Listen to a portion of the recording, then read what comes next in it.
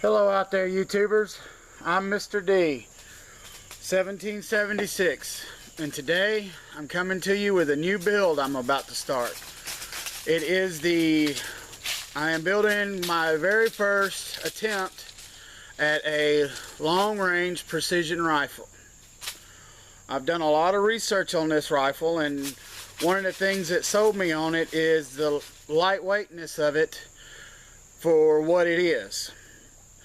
You use a standard AR-15 lower, different magazines as I've come to see, and I will get into that, what I've noticed about the magazines, why they're different. You can't just get a follower for it. But what I'm building you is going to be a 6.5 Grendel. Alright, this is my barrel.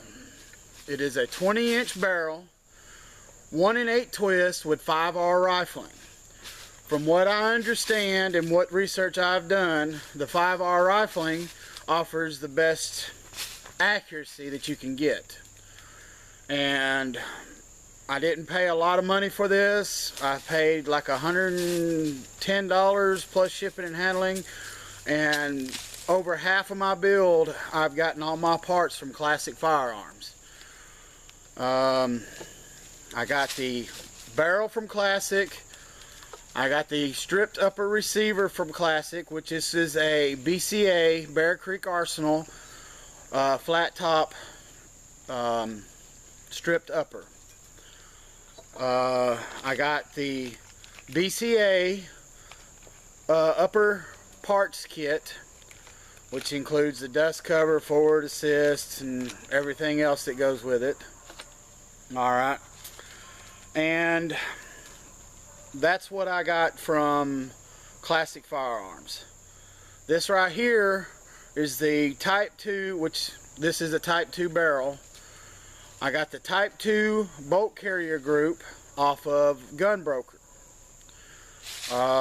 It is a Red X 6.5 Grendel Type 2 bolt with standard AR bolt carrier group full auto.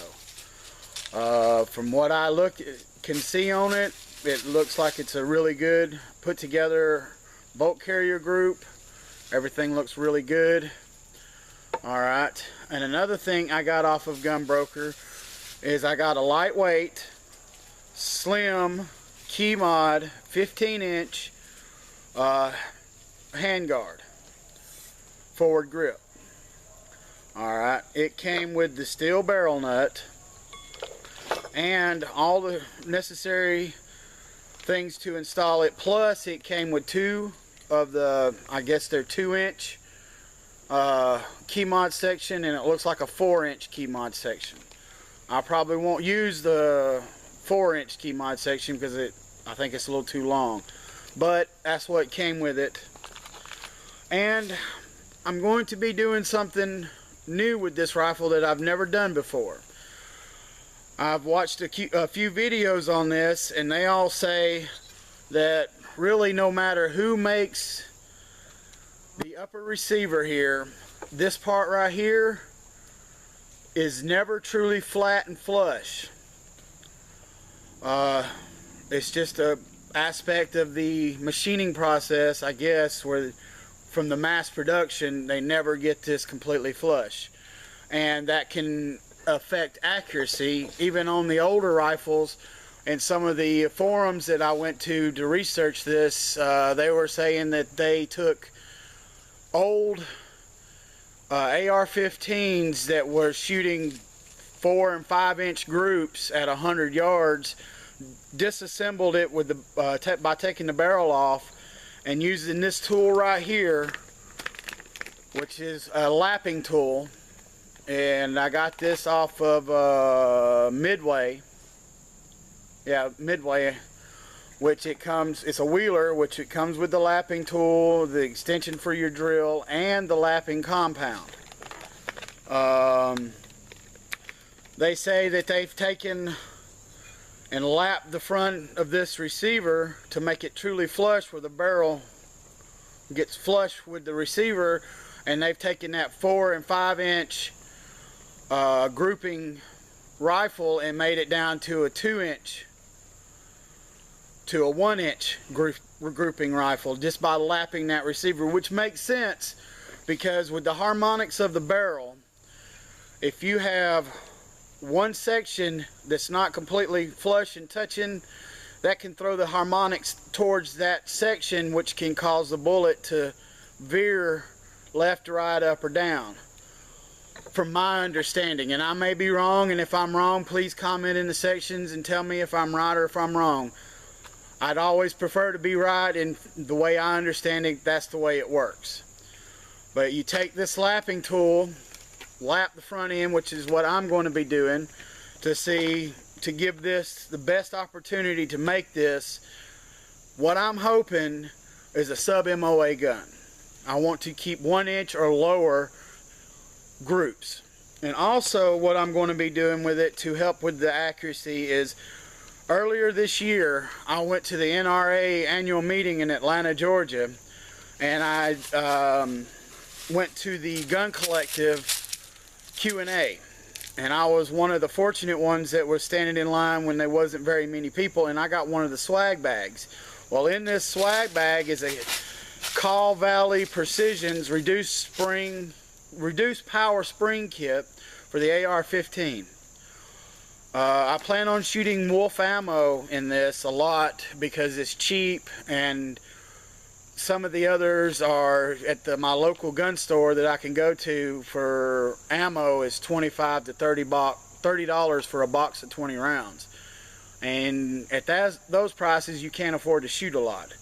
But I'm not going to be using the reduced hammer spring, because a lot of people know that those wolf primers are very hard, and it takes a full power spring to hit that firing pin to set off that primer. But I will be using the reduced power disconnector spring in it and trigger spring in it to make it a lighter, crisper trigger. And also in my lower that I'm going to build for this in a later video, I'm going to be polishing the mil-spec hammer and trigger to a mirror finish on the connecting surfaces to get the grittiness out of it and everything else, because everything I've seen and read is you can take a 7 to 8 pound mil-spec trigger and bring it down to a 4.5 pound trigger that's crisp and clean, no grit. And that's what I plan on doing, and this is going to be my build. So I hope you look forward to seeing my process of building this rifle, going through all the steps. I will be bringing it in increment sections. My first video will be me lapping the front of the receiver here, and then my next, probably, I don't know, depending on how long it takes me to lap the front of this, I might go ahead and include the assembly of the upper here, which you've seen in my previous videos I've done, and there's countless other ones, but I want to show you how I do it, which I've had no formal training. Everything I know is from what I've learned online, which online is a great thing. And then after that, I will be bringing a video of me putting the barrel on with the handguard. And then when I get more funds, I will be showing the installation of a muzzle brake, which I've been looking at. I haven't quite decided on which kind. Oh, another thing, I got this, which is an ambidextrous charging handle, and believe it or not, I got this off of geek.com, and I paid with shipping and handling, I think $15 everything, which is really good price for an ambidextrous charging handle, and it seems to be very well made. I haven't used it yet, but from testing it, putting it in my other rifles to see how it functions perfectly. So we'll be doing a long-term review on that from all the different chargings I do, racking the bolt carrier group back in between magazine changes. Well, I hope you like my video. If you don't, please leave a comment. I want to hear everything everybody's got to say, good or bad. And correct me if I'm wrong on everything I've said, because I'd rather be right and told what is right than be wrong and sound like an idiot, which I probably already do. But please subscribe to my channel. Have a great day. Be safe. Long live the Republic.